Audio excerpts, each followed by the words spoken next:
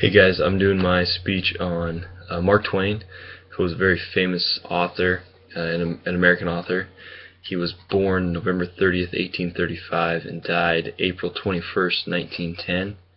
Some of his works included The Adventures of Tom Sawyer and the sequel Huckleberry Finn.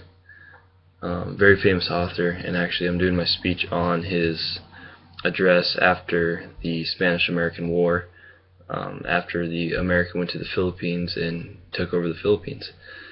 During this time, Mark Twain was in Europe in support of the conflict between Spain and the Philippines, and while he was over there, he thought the U.S. was fighting this war to free Cuba, but really we were over there trying to just expand the U.S.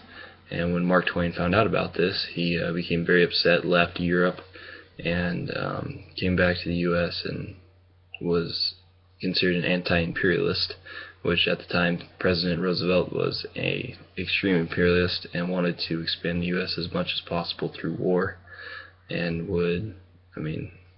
he'd make war on any country out there if he thought we could take it over. He found out about the Treaty of Paris, which allowed us to take control of Cuba, Philippines, and Guam. And when he found out about this, he became very upset, like I said, and left Europe. And here's what he had to say after President Roosevelt's address to the Commander-in-Chief. This incident burst upon the world last Friday in an official cablegram from the commander of the forces in the Philippines to our government at Washington. The substance of it was as follows. A tribe of Moros, dark-skinned savages, had forfeited themselves in a bowl of an ecstatic crater not many miles from Holo, and there were hostiles, and bitter against us we have been trying for 8 years to take their liberties away from them. Their presence in that position was a menace. Our commander, General Leonard Wood, ordered a reconnaissance. It was found that the Moros numbered 600, counting women and children, that their crater bowl was in the summit of peak or mountain 2,200 feet above sea level, a very difficult access for Christian troops and artillery. Then General Wood ordered a surprise, and went along himself to see the order carried out. General Wood's order was, kill or capture the 600 women or children. There, with 600 engaged on each side, we lost 15 men killed outright, and we had 32 wounded, counting that nose and that elbow. The enemy numbered 600, including women and children, and we abolished them utterly, leaving not even a baby alive to cry for its dead mother. So far as I can find out, there was only one person among our 80 millions who allowed himself the privilege of public remark on this great occasion. That was the President of the United States.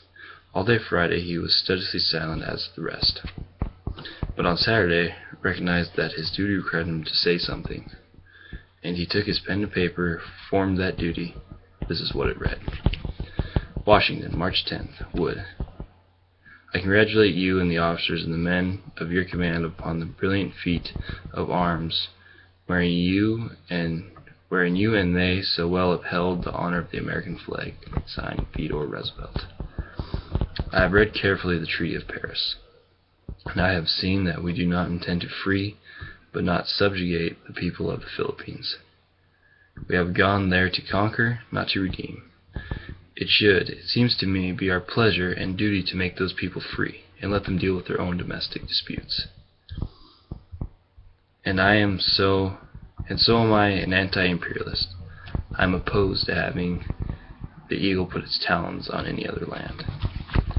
So as I said before, Mark Twain was very against the Treaty of Paris, and really wanted, to expand America, as in letting other countries be free, whereas Theodore Roosevelt wanted to expand America and become more of an imperialistic empire like Great Britain was at the time. Thank you for your time.